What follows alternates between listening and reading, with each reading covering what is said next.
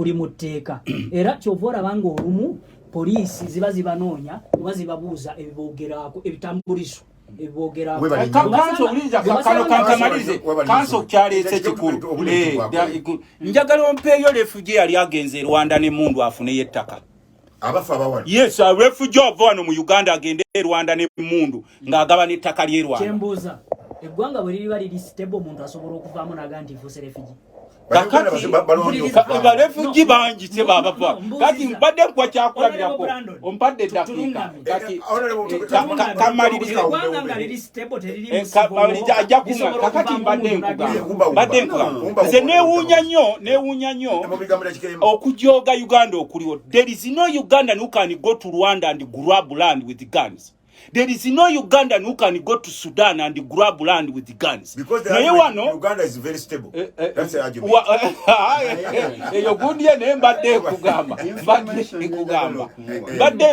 I oversee akakiiko agency ya migration. Tulina amateeka. Nze ndi muna Uganda, but I own a house in Amsterdam. Yes, true. So kakati possible. Legality. Na wano legal omaika tubano bana Luttamaguzi bali mu kikiri. Bali mu kuzina okwepicha. Ongera yo. Badde maliriza. Kakati kye tugamba mu 7. We are still looking at this question.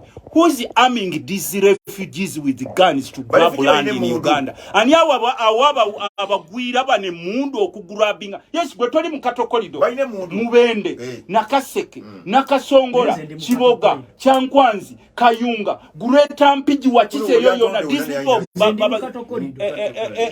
Eriantonde tebabba yonyo.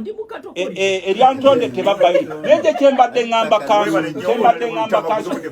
Uno chabadde agambe eky'eddakika. Nti tulina okusoomoozebwa ku basuubuzi si bakawunga bokka. Tulina okusoomoozebwa abasuubula ebyennyanja kwe bayitamu, abasuubula ennoni kwe bayitamu, abasuubula sukaali kwe bayitamu. Abo bonna balina challenges. Gavumenti bw'eba eneevaayo okuyamba abantu balina okubahandolinga bonna wamu. Webale nnyo. Honorable ebigambo ebisembe buli butuwedde ku ine dakika nga 3. Okusookera ddala njagala okugumya Bannayuganda n'okubagamba nti gavumenti weri institution era hano tuli ku exhibitinga demokrasia. Bw'owulira ebintu bw'otunuulira bwe twali tuli mu presidential state of national address omukulembeze eriyo ensonga zeyasosowaza. Njagala obagume nti gavumenti weri tugenda bikola era yerina eddembe omutulaba hano bye twogera twegazaanya ffe twakulanga nga waliyo KBC radio parliament at representing era lyonna ddembe abakwati abakiikidde bulungi akiika akola emirimu era kyovala tumu deploying on sensitive assignment mumutwala mu mirimu egyo gyali emirimu era kubanga omanyizi resource ffe twagala okubawa ekyokulabirako nti ffe tuba appreciatinga abakola abali mu opposition. So Bannayuganda kola parliament model yiyeze leke sentu zembeza ku byalo tugaggawa na mchezo. Abantu bekaguma mbenda ino ndibafiira mu kifo tulujirwangada. Olayire muna. One ukanse bigambe bisembayo obudde butugwa kusigadde into kantolo. Yabisembayo. Ompando waona leko. Nenga njagala osimbesira kuteeka kubanga Luttamaguzi agamba nti emmere egenda kuyiibwawa. Etteeka ligamba kibanga bagero gikebereri. Eddawa. Egenda kudda mufi. Bali bagigobye kuba bagamba yejja balwaza. Ensonga n'engamba nti kino kye kigenda okukolebwa. So nolekyo nze nsaba nti buli muntu akole obligation ye. So buli muntu akole obligation ye ku nsonga yonna ebeeguddewo. Tulabenga tewali Honorable Luttamaguzi gavumenti eno tegaanangako basuubuzi kwegazanya na kukola busuubuzi bwabwe munda mu ggwanga ne wabweru w'eggwanga. Naye ensonga bw'eba eguddewo etukwatako ffenna nga Bannayuganda kubanga gwe ng'omukulembeze nange Munnayuganda nti singa ebintu ebitali ku mutindo oba ebirime byaffe oba ebintu byaffe byetututte wabweru w'eggwanga babyemulugunyizaako kiki tulina okukola. Nze nsaba nti ebitongole byonna ebikwasibwako ku nsonga eyo bituule wansi bisalire ensonga eno amagezi. Tuli wamu kubanga ebitongole birabikanga ebiremeddwa tukuli kubanga nti olayiro bwe tulaba ebintu bisubstandard ebiri ku market ya Uganda bye bisinga obungi ebitongole weebiri. Maybe just information nga kansu bagambe tulina government tulina institutions eri able strong tuyinza obutaba wano kubanga jjukira siyantu byakugula lipstick bagia muodo kabalagala kakati institutions zaffe nga ne minister weri ejja kuvaayo mu bulambulukufu ebabuulire era byajja kwoleka babagambe bagenda obiteeka. Okay, genda so webali nnyo honorable Brandon. So nze ndowooza oba nsembayo nga ngamba bwe nti tuleke ebitongole government departments ne agencies ezo zikole emirimu gyayo. Yes, eziyina eddimu ey'okulungamya ebintu biweri. Anti kakati bw'obanga oyagala etteeka likole naawe kennyini nnyini olina okubeera nkwatiraako olina okulaba nga inakola alambe. It is our collective responsibility. Ulira collective responsibility. Yes, buli muntu professor okola ogugwe katwe nange nkola ogwange ekabula mu lyantonde buli muntu akwa tutambule wamu kubanga UNBS ng'ekitongole tekijja kumanya nti ekatwe nga gwe tosobodde kukola mulimo gwo kireri nga nzaalyawo ku ground sitegedde nga tokiraze. So nze nsuubira nti eddimu lye tulina nga bannayuganda era nakikunyonyodde nti regardless of our political affiliations ebibiina bye tukkirizizaamu ono wa NUP simanyi wa JMA simanyi wa NRM tuyina eddimu limu lya kuzimba Uganda. Webali abantu basibule. So neyanza nnyo professor wamu ne management ya Beat FM okunsosowaza ne musobola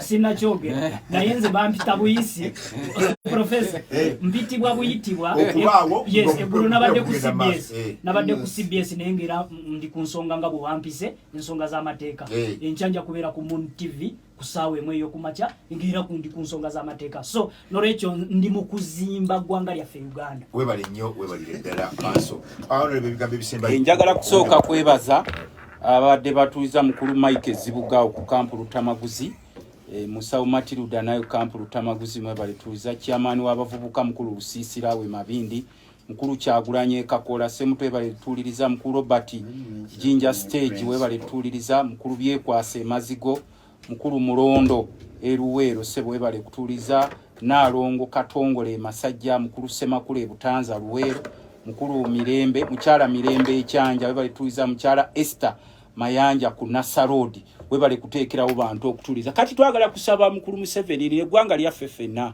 abeena mu basobola okujja jatta nti simanyi tova ku main wagivaako dda naye kyetukusaba main wagivaako dda mu myaka gy'ekyenda avugira mu nsiko naye tukusaba togenda na ggwanga lyaffe abantu bali bubi era kyetukusaba fa ku welfare y'abasirikale.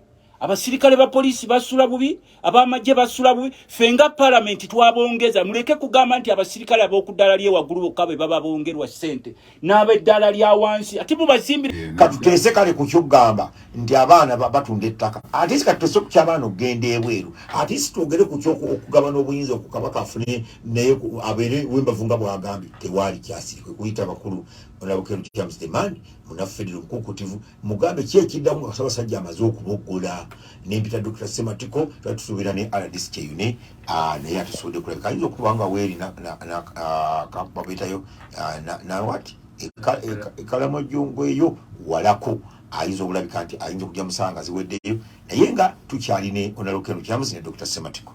Honorable James badde mpumba nengamba nti for example abantu bangi babaddeko mu Dubai. Yes, ekika kya fedde kiri monarchical ekire Dubai kiri mu Bwakabaka Emirates ziri 7 zikola United Arab Emirates ziri mu 7. It is one of the most successful economies of course mu Uganda munsi yonna wali kubanga buli Emirate erina kyezaka ate ng'ekisakira eno tegedde economies of scale. For example bwemba mukunganya emisolo ne regions zikunganya omusolo ogwayo ate n'omusolo gwa federal government. Yes, ekunganya nga bwe wako kubali angekunganya ngeguso watuufu gutali gugwo ogusindika ku region genda. Yes, kakati German yes kika kyayo kirungi nnyo mu court system justice. It's one of the best court systems in Monsiona. Tanzania, but it's the federation. Tanzania on the one. Yes, between Tanganyika and Zanzibar. Zanzibar jeri waliyo akazi Buzinga Pemba Kenya waliyo Buzinga bwe buli bunja Kenya is a federation. Kenya ni yafu wanu Yes. Ngati tutala chiwuliga Sente provinces counties baziwa sente zenyine enamu. Bungereza is a federation. Muchika cha territorial federations. Waliyo Australia. Bungereza waliyo Wales, waliyo Scotland, yes, Ireland, waliyo England territorial. Australia, not Austria. Australia, It's almost a continent. Yes, continent is a continent also. It is territorial. Take it. Belgium. Belgium. Belgium. Kacha federation Belgium. Ate sike kiri mu Germany. Germany is a federation. Nayenga teina bwakabaka. Tebulabika ko buli. Belgium entirely is a federation. Nayenga eriyenga kingdom. Kakati njagala ku abantu batandika okugenda okustudinga. Erwa gye twetaaga okuba nayo bantu yani ekika kya Malaysia. Ekya Malaysia era atenga tukikoppe bukopi kubanga kye twatandika nakyo nga tutondawo Uganda. Twatandika n'ekika kya Malaysia. Yes. Kino ogenda mu maaso Bote n'akitabula olwa communism ng'ayagala agobe ebibiina by'okufuzi. A federation okusucceedinga wonna weeri wateekwako okubeerawo okurecognizinga eddembe ly'obuntu. Wateekwa okubeerawo competition abantu ne balondebwa. Yes. Kakati mu Soviet Union, sorry, Russia kati eriwo. Russia is said to be a federation. Nika kati bwegambe eri. Nayenga teina bisanyizo bya federation. Russia kati teina bisanyizo bya federation. It is a dictatorship. Abajja wakanya ku lutalo lwa Ukraine abasinga obungi basinya bali mu makomera. Nani kabajwa yasookawo USSR yali proper federal. Naye na America abajja wakanya ku lwa yateeko sanction. Akati ta what strong is that? Okwakana nga ekintu ekiridinga ensi to the equivalence of the Third World War. Kiba kyakabi nnyo. Era muwanga mangi nnyo. Gakitwalanga kirisi. Tujja kudipendinga Russia kubanga Russia tujja kugenda wali nnyo kubanga in conclusion, districts za Uganda under Article 261 of the Constitution nga zeegasse wamu ne Parliament zisobola bulungi kasita zifuna 2/3 of the total vote, so bulungi okuimprovinga Article 178 netufuna full federal. Kati abaka Parliament anendo bakuona konti abayi muzuka kitu. Olwekyo ba member Parliament tubasaba okusinzira ku bintu ebiri mu ggwanga nga bwe bifaanana. Tiwaliwo nsonga lwaki Parliament y'eggwanga yandibaddemu ababaka 556 right now. Singa tubeera ne federal system of government bantu babeere ne wajja kusawo house endala ya Senate yebeeremu abantu nga 10. Ate Parliament yebeeremu abantu nga 200. Nga oyogedde emabega eri nga sirawo Parliament 2 ngero okuva yabaddemu wali eri oyogedde wabeera ne federal twabira tutandika butandisi naye Buganda yalina lukiiko lwaliwo kulikuli yalina Parliament ya region. Yes. Ekyo kyali kigenda okuddako seke webale nnyo onalukendo kyamuzima. In other words, in final conclusion, but Mr. President Yoweri Kaguta Museveni kamuddimiremu wano buli lwayogera federation yayogerako ya East Africa yajagala nnyo. East African Federation onogikola otya nga tomaze gikola mu Uganda kubanga Kalangala district asobola okukola market base and making Uganda okushininga mu Arusha naye Acholi asobola okukola ebitunda wano Acholi asobola okukola market etunda Uganda mu Arusha under a continental level East African. So kyandibadde kirungi nnyo Mr. President nga tonalowooza ku federation ya East Africa osooke osse amaanyi mu bitundu ebikola economies of scale under a regional arrangement. Emwanyi Arabica coffee nze tekinneewuunyisa kubanga baagala nnyo okukola eno ku top nga wansi so nga ate tosobola kubeera n'amatabi ng'emirandira gifudde kyobola nti n'akalulu ka ensi wano baganya kabakyala ne bagamba kabavuka naye bakugamba nti akapulezidenti ko kajja kukubaayo kanabayo ku ssente zino zibasazeeko anti kyekugamba nti bw'obanga olemereddwa grassroot olemereddwa federal eya states oba nations ez'omu Uganda kyokka oyagala kiri n'oli abatakwesiga. Lastly, bw'obanga obuildinga force eneebeezawo eggwanga libeere respectable mu economies of scale, for example, you need a strong base mu region. Kalangala asobola okulwanyisa corruption mu State House? Tasobola. But actually Parliament can form a base to fight corruption. Wangu lukiiko luba lwemala lunene lugamba nti anaawulwako mu region yaffe eno nga yakoze kino na kino oba asosolwa oba agobwa mu kwongera kusalamu nawulidde nti ne Parliament eteekateeka kwongerako constituencies by 2020. tuveeyo obulabudde twaleka ntumazeeyo ebbanga ddene all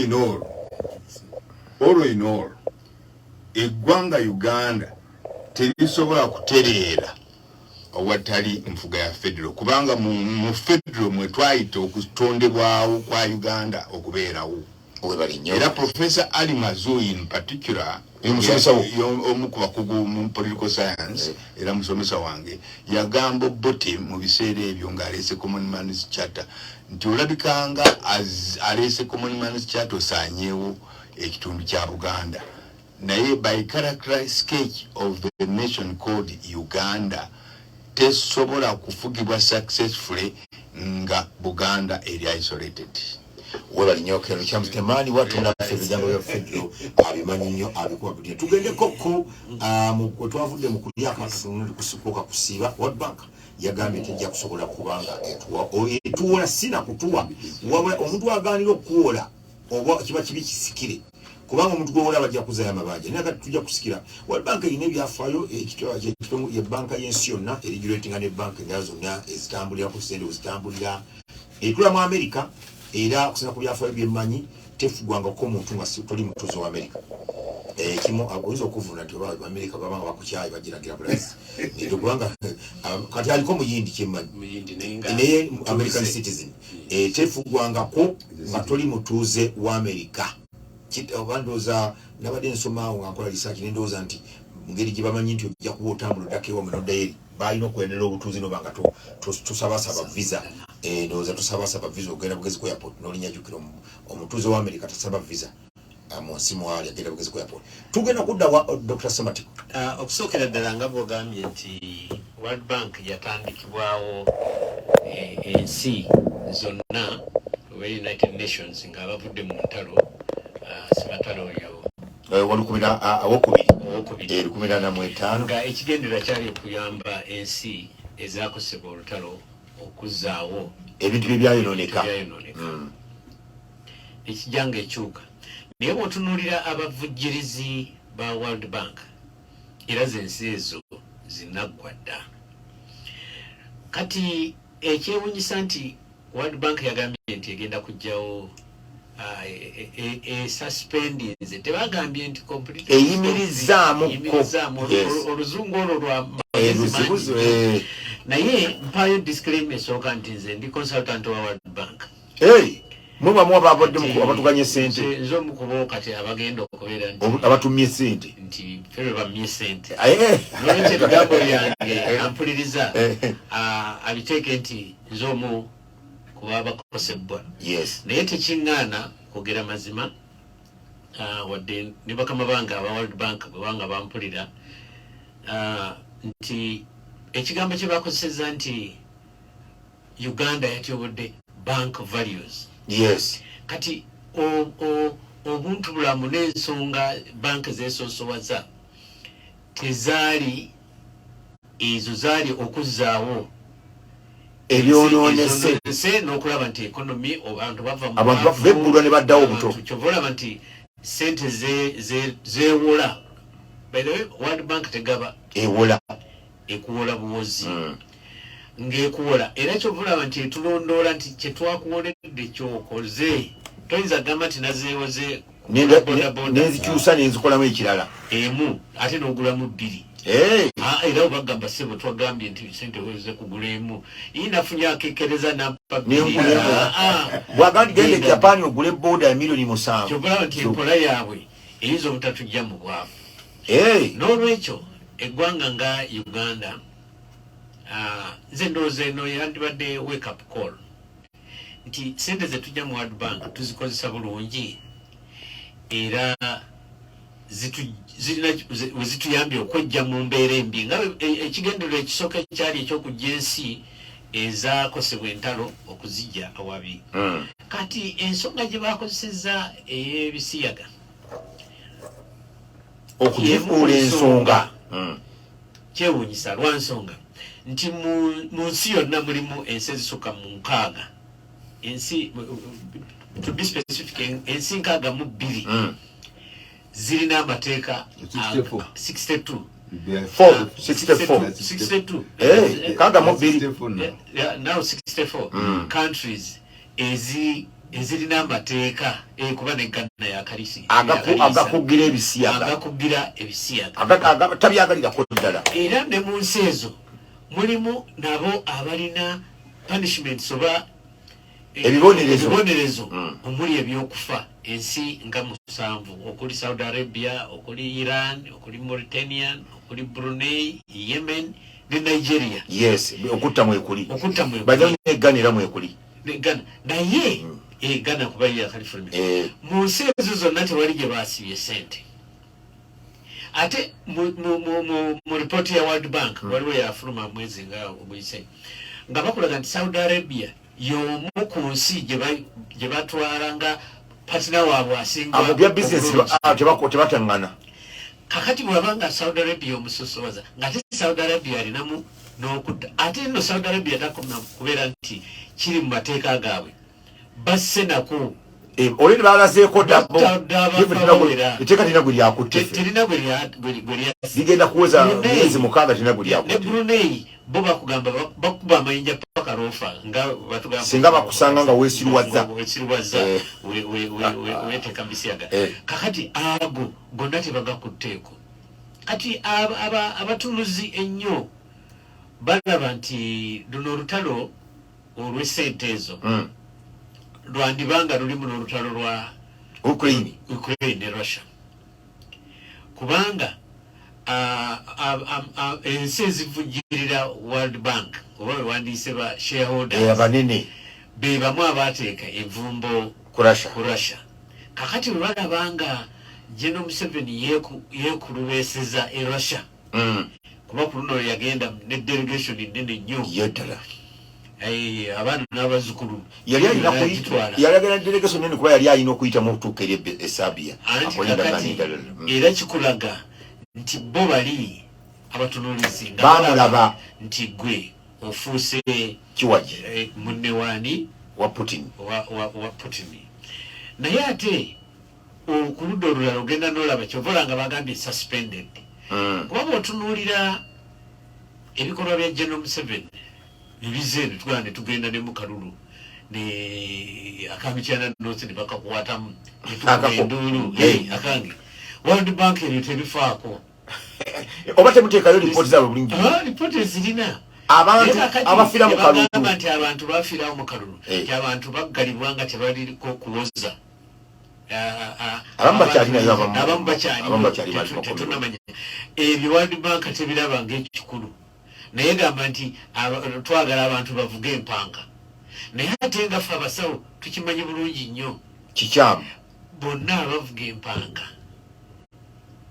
percentage esinga obunene okusooka balwala kitegeeza ffe biru yaffe eddwaliro ebeekolaki ebeegejja ey'amalwaliro ate agataliiwo ebitumala mu malwaliro tebiriyo kati baagala batwongereko badeni oba bongereko tuwola omanyi bayinza okubanga bukodyo bwakulaba nti tweyongera kwewola nga tuli bubi nnyo tuve awo kati watuli batujja mu sefuliya batusuula mu kyoto mwenyini abantu abalwala ezo cancers eza homosexuals beyongera abakomitinga suicide oba abafuna mental cases beyongera kati kitegeeza nti eggwanga terisobola kutuukiriza kuba population yebe eyongera kufa ne kabaka kye yatugambye timuve mutulo atono osyaga tulayinzo tufa atoiza tu wawe bakira balina kibasifu ole kibozi kibasimba nti bagaba sente baga nekikwata abantu mitwe naye bakuwa sente naye ate ekirwadde kyofuna nga tezisobola kujjanjaba ubangama nti nga sepringi zonna zikutuse otambulira mu nabbi budget ya Uganda somamu ebako sente ezokujjanjaba abayisi era neno bwolaba mu malwaliro gaffe naddala agajjanjaba abalwadde ba HIV AIDS condition yalingamu nti mulina okubeeta eddagala eryo erirabirira bebisiya gagamba nga creams zaabwe zebakozesa mulina ozireetanga mumuzigula mu budget mu ebiri nkugambye nti bakuwa sente ate ne bateekako bagabye ogenda ozikolamu bogenda obuzikolamu balabe nti obituukiriza n'olwekyo ne kiriniki ne batandika okulikomendinga nti kiriniki zibeewo ezaabo basobole ng'okujja bajjanjabibwe naye jjukira ampuliriza omulungi wa biti nti teri wa bisiyaga yenna azaala atazaala kabeere bakazi abagenda mu LGBT amini kasaba kiju abakiyingiramu abakyala abayita ba lesbians abo teri lesbian azaala teri homosexual musajja azaala bano emu ku birth control nti balabe nti temusobola kuyala ate nga mweyongera nabirwadde kugamba population ebeeguddemu nabe General Museveni waliwo bingi byabakoze byesikkiriziganya nabyo naye ku kino ndi naye nti tulina okubeera nga tulina values tulina okulwanirira eggwanga lyaffe nga tunakulwanira eggwanga lyaffe tunalwanira abantu bayala kubanga bwe batuggyako ssente bwe bakuwa n'ogenda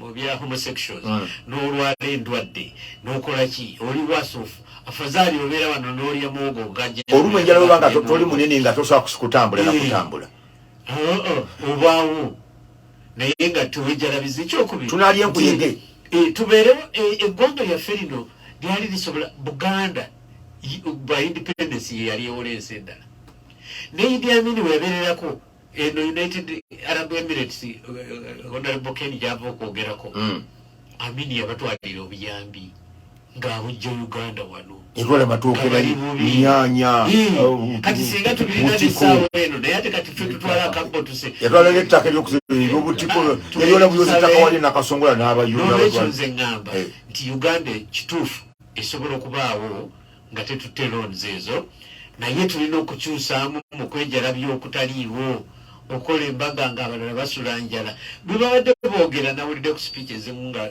bagamba nti ffe Uganda ekiyitibwa emmere titulinako buzibu era nawulidde ne wano tenda ey'okutwala amata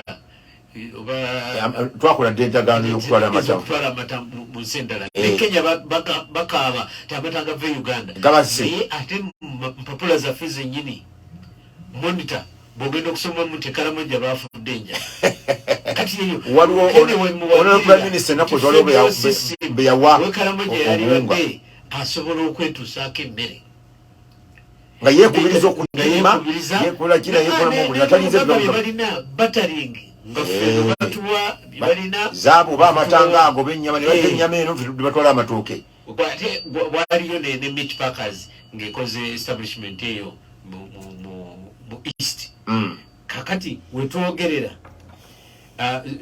gundi ezo zavaawo kitegeeza tekyasobola nakuva nte zigenda mu Meat Packers yalinga Soroti olowooza Soroti wana abatesobokayo baali balonda ezajjanga bazajjanga nga basulaanga ne Karamoja kati kitegeeza nti kweno federal system era awo njagalira abantu bawulize nnyo ebigambo bya Kabaka tuddeyo tukole era nkumbi terimba emwanyi abantu banaaba bekoledde Buganda ejja kutuuka okuddamu okuwala ne central government kati ate abo singa tusobola okukolera ku nkola eyo ne tunoonya n'obutale value addition ate kakati ke bagambye nawulidde jeno nga nti bapresidents ba Africa bagambye tebakyaddayo okufulumya mwanyi zitali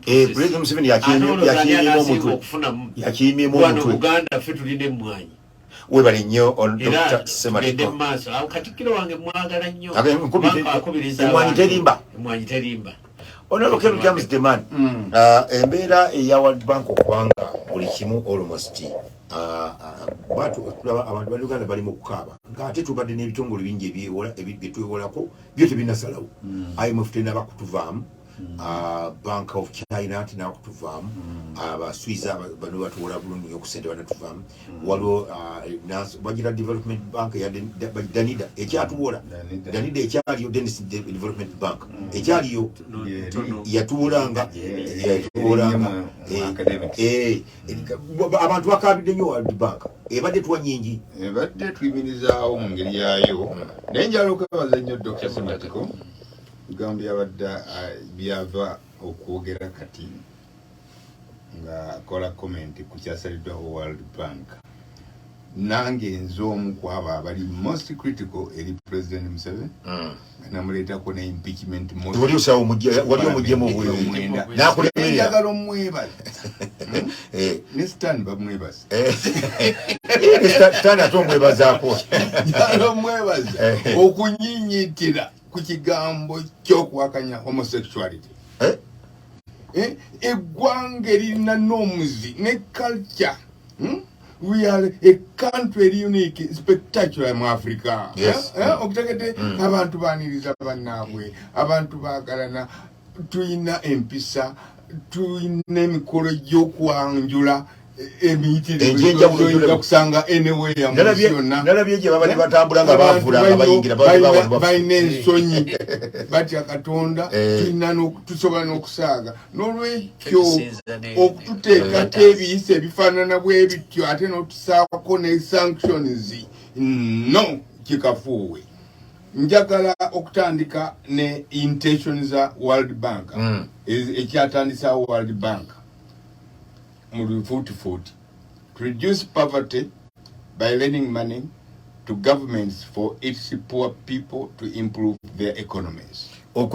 Kwe kukendeeza okuwa gavumenti amaanyi bakendeeze ku bwavu mu bantu baabwe bayimirizewo n'ebyenfuna bya mu ggwanga. Essente tezituweebwa buweebwa za bwereere tuzikolerera ne tuzizaayo zisasula. Era tuzisasula bulungi. Batubanja by the way.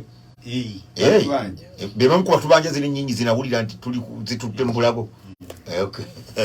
Njagala okutegeeza President Yoweri Kaguta Museveni ne gavumenti ye bongere okubeera abagumu. World Bank yatandika di president egamba nti omuntu ananyinyitiranga okuprotectinga morals z'eggwanga lye ng'omuntu banamujjako sente nga aganyo basanyusa mwe abagenda mu bikola ebifaanana bwe bityo nti banamujjangako sente. President eno eri sustainable? No. Munanga ayogedde already over 64 countries. Waloli gagwe lawyer. Tulizo okubakuba mu mbuga. Anti nzija. Ensi nkaaga munya. Zina mateeka ago. Ensi 10 ziri awo zina nnyo mateeka naye teziwagira. Okutegedde? 10 zote ziri wakati. Yes, ziri awo. Neziri nkaaga munya zo ziri president eno ey'okugamba nti Uganda olw'okubeewakanya immorality bagiteekeko sanction World Bank esobola gisustaininga. N'olwekyo mbadde nsaba abantu bategeere nti World Bank yatandikibwawo okuyamba member countries za UN era ye nannyini bank eyo. Banka ya Uganda ya United Nations ya Uganda members. N'olwekyo Uganda tulina share okuyambibwa. Era y'ensonga lwaki eggwanga n'eggwanga eriringanga Somalia eitalina bweriri almost a failed state nga lyezizise wansi wa sovereignty because it is a sovereign state. Eyo ebeera qualification eyikkiriza okwewola World Bank. Si bino byagamba nti kakati bano bakola bulungi. N'olwekyo mbadde nsaba President Yoweri Kaguta Museveni president eno banka gyeyagala ocreatinga ku Uganda which is non-existent structurally and principally ayungule balooya bakyalenyinge decision eyo mu International Court of Justice. Banatusalira utwina International Court of Justice. Banasalira fe nga bano Nicaragua yali nsindoza Nicaragua. After the second world war crisis yali yesimbiddwa mu World Bank ngeyagala kulemesa Nicaragua yagenda mu court. Nicaragua ligenda mu court. Yes, nolwekyo siwa labawolwaki government ya Uganda tegenda mu court under the cover of the International Court of Justice. Kisoboka kugamba ogenda mu mateeka netuwewozaako. Ekyatandikiddwawo kiri sustainable. Osobola okutandikawo ekigamba nti from now onwards abantu abanaasalangawo okulwanirira morals z'eggwanga lyabwe z'abantu baabwe tujja basangako sanction twagala babeere immoral. Is it sustainable continentally, internationally, democratically? Kibateekawo lyanga bagamba nti okubanga omuntu okumuwola ssente alina okubanga asiiwuka empisa. Asiiwuka empisa webale nnyo nti omala kusiiwuka mpisa bakuwole. Naye nno ngamba bwenti, in my view, I do not concur ne banka nti ensonga zeyawadde zeezo. Era ate mu ngeri y'emu nsaba okudisagringa ne pulezidenti yagambye nti essente ezowolebwa ezimu tazimanyiiko.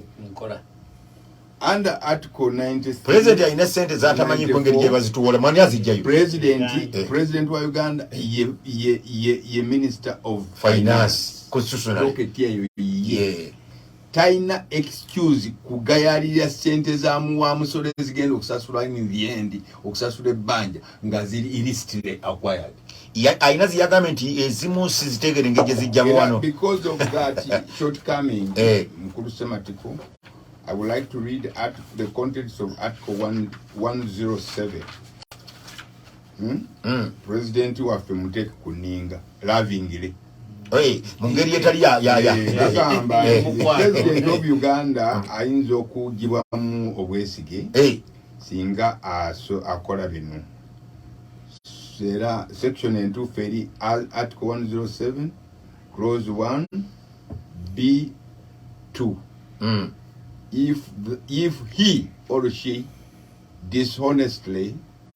if he has dishonestly done any act or omission which is prejudicial or inimical to the economy of Uganda. Senga akola ekiyinza okutataganya ebyenfuna by'eggwanga kimugisamu obuyinza obwesige. Yes. Waliwo ekisinga ekyo okugayalirira obuvunaanyizibwa bukuweebwa constitution nola ssente z'omusolo nomala yaga nti ezimu zijja zitya.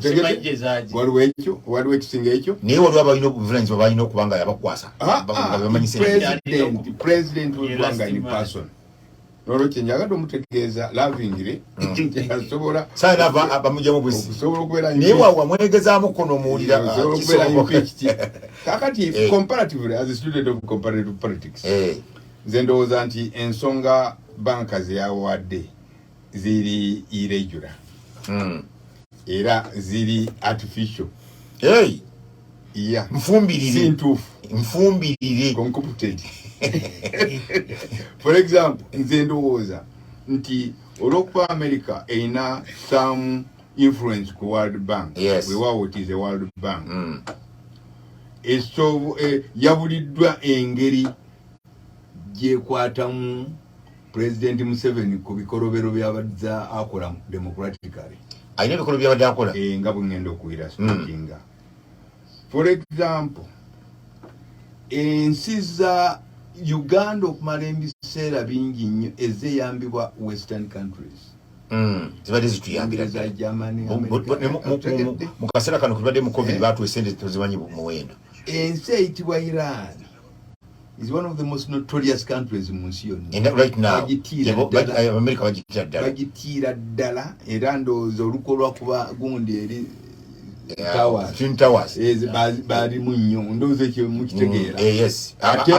Towers zaaluma America beyond explanation. Twin Towers mu America. Kutegeeza nti president wa Iran okujja wano n'asulawo ebironga bibiri ate kyatakola Kenya.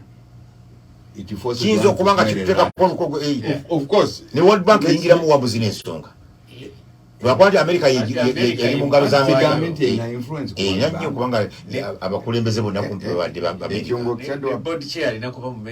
era mu America ekyongo kitadde wabbali ensonga z'okuvoola eddembe ly'obuntu tebazifaako. America eze evugirira sente z'abajaasi ba Uganda mu Somalia. Yes, badiyo naye abo mu Somalia bavaayo mu December. Okutegedde ebadde yeegwira nnyo Uganda olw'akantu ako okutegedde naye nga yayagala dda okubaako natti zeeteeka wano yesiba simanyi mukitegedde yali ebuliddwako buli kakati report eya source eyagenze eya Kani mu International Criminal Court ekwata ku kutta abantu b'e Kasese baluwa bali abo mu mbere 2016 abattibwanga Mukene abantu abasukka kumpi 200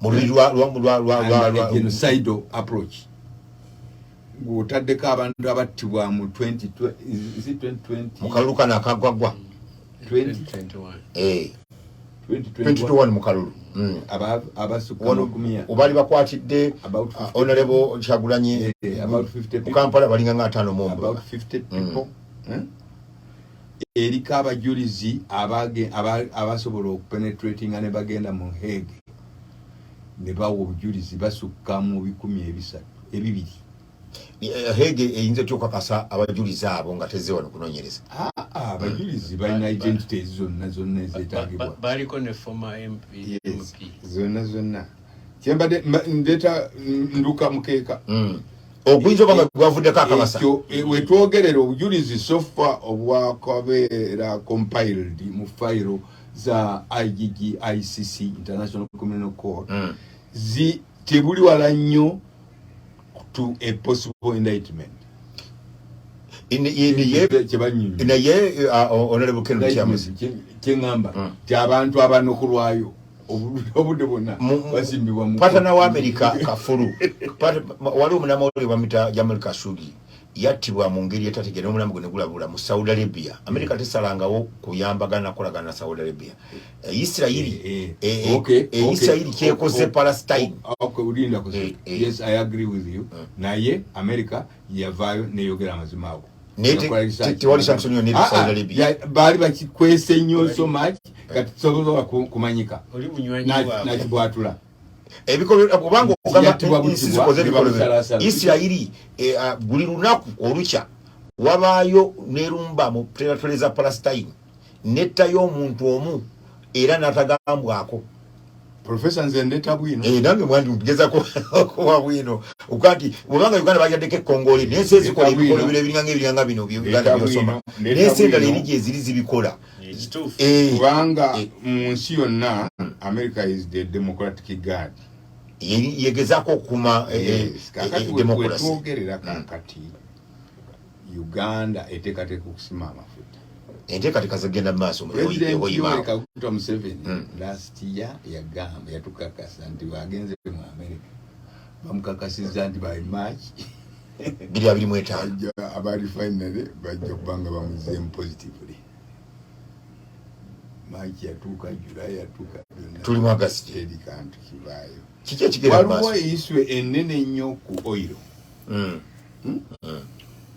catastrophes eziri associated ne oil ziri international mu Mozambique mujjukira Total ng'etandika okusima amafuta yes balebozi bwe ba disrupting buli kimu it is also important okucheckinga nti nga tonasima amafuta omala okwetereza otya nitalire mu international focus egamba nti governance mu Uganda ekyali at in turmoil kinyonyole mu Uganda ekyali mu ngeri ya tukyalwata buwaasi nti kiri dangerous okutandika okusima amafuta nga tonakwetereza mu ngeri ya governance ekyali sheke n'emyaka 37 governance yaffe ekyali sheke two water bodies zino zoyita Kagera Lake Abati Lake George, Lake Victoria, geographically they may be located in Africa, but they don't belong to Africa alone.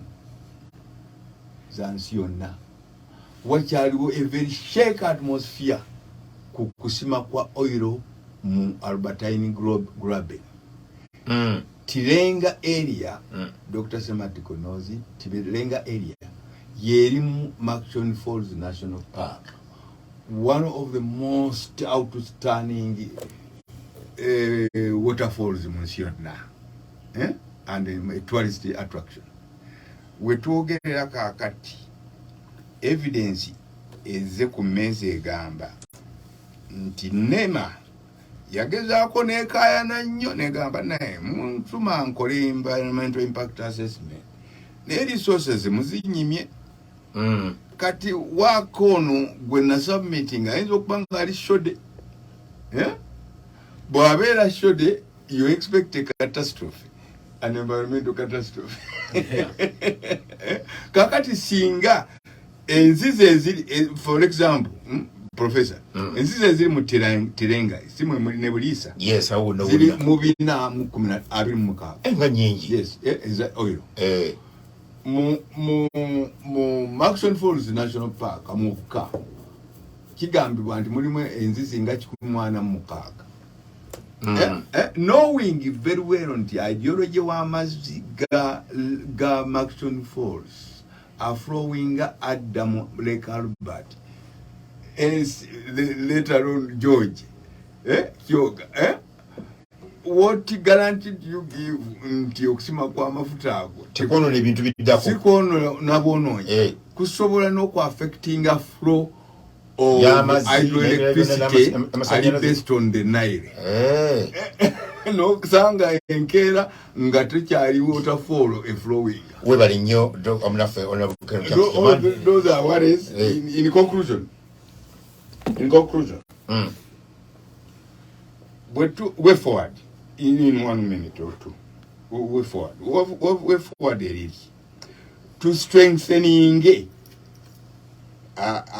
tuzemu amaanyi ababi b'omusolo, tubakwate bulungi, bawo omusolo bulungi, tubakwate bulungi, tubawe security occupancy.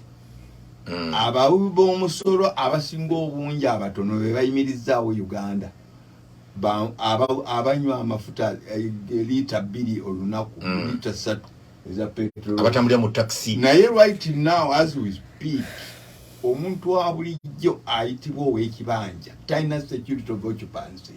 Onootereza otya omusolo ogucollectingibwa successfully omusolo wa bulijjo alinganga tateredde. I therefore end by saying nti abali ku bibanja by'ettaka eritali lyabwe mwetereze constitutionally nga musasula obusuulu bubawe security of occupancy we muli musobola okusasula emisolo nga mwine essuubi. Dr. Semakula, ebigambo ebisembayo nga tuva wano budde bulabika okusokera ddala waliwo abadde bateze njala bakakasa nti ekitandwa waliwo omulenzi Julius ntumidde Bambula ne Pamela Nakaseeta, waliwo Mukiibi Namataba, Bira Namigavu, eno kansala waffe Okero, baba Bira bali babiri, ne Okero Lutabanyolo ne Sule Chengeza, ate ne Kalule Namwene batumidde n'ekibirige Nakwaya ne Mukwaya Obabinyira nti bebala okuweereza, ate ne bakama bange president wange Kyagulanyi Ssentamu mutumidde, kantumeko ne mukwano gwange era Alex Lwanyaga ne Alex Waiswa Mufumbira, ate ne mwanyinaze Aisha Kabanda kuba we twazirwana oyo bebale kuweereza.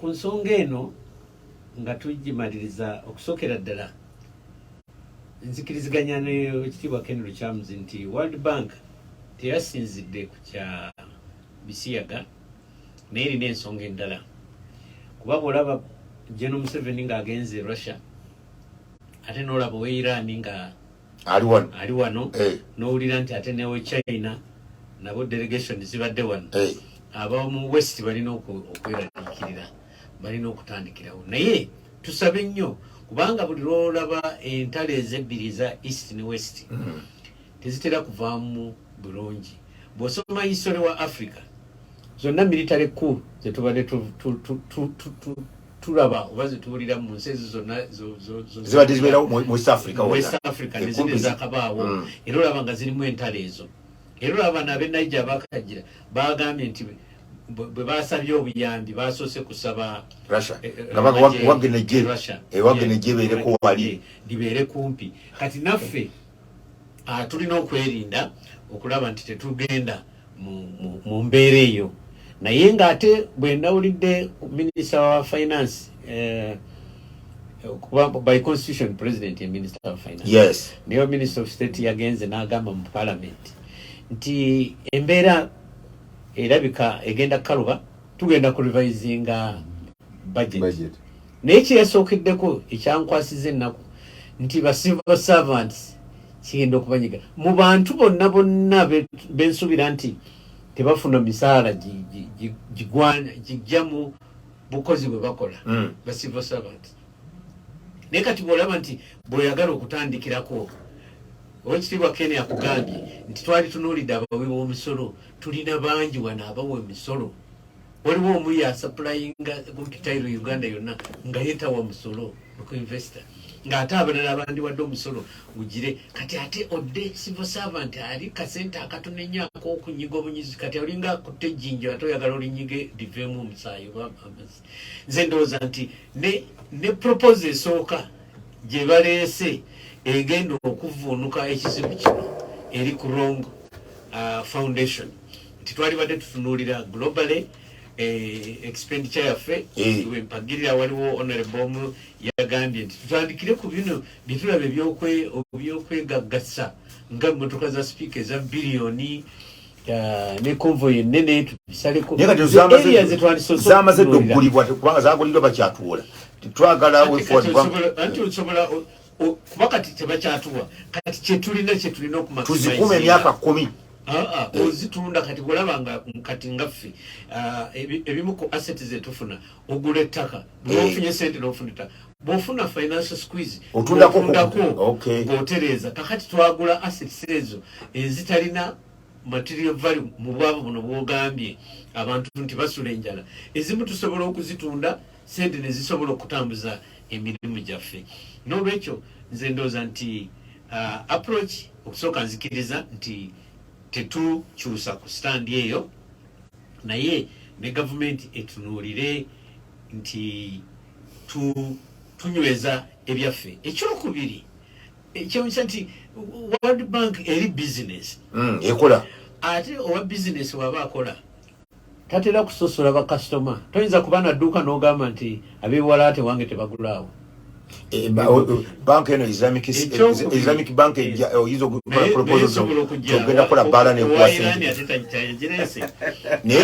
egenda kuula abakola ebbaala anti zezo kakati ze values kati bano boze ze balese kubanga Islamic bank n'olwekyo anti kyemaliriza nti bank eno engeri gyekola business eyinza obutakola ki nebeera just suspension bagenda kutunulamu bagambye katubawe naye temukiddangamu kubanga nabo business kyamuza ayinza okunjulira nti buli lwogezaako okuzira ofuna obuzibu abangereza balaba Zimbabwe nga Mugabe ne bagamba nti tutadde ku Zimbabwe sanctions tetwagala ba investors baffe kugenda mu Zimbabwe omanyi Zimbabwe kyakola yaddukire China negenda mu Russia China ne taking over Zimbabwe business zonna kati abangereza baagala okuddayo mu Zimbabwe tebaddeyo bayita kati okwezizaziza okwo kuyinza okutambalako ne wano protection okujjukira abasajja ba DP bagamba tuziza akalulu bakazira n'ayitawo ensonze ate mu Lubaga baali bakomye Damiano Lubega we yagambye tuzize tulabiseeko yali w'amaanyi n'olwekyo nze ngamba nti World Bank temwesuubi nti bwe bali basuubuzi bajja kwekuba mutima bizinesi bagikola bwe bati webali nnyo Dr. Semakula ono okujjamuza abantu basibule mu bigambo bibiri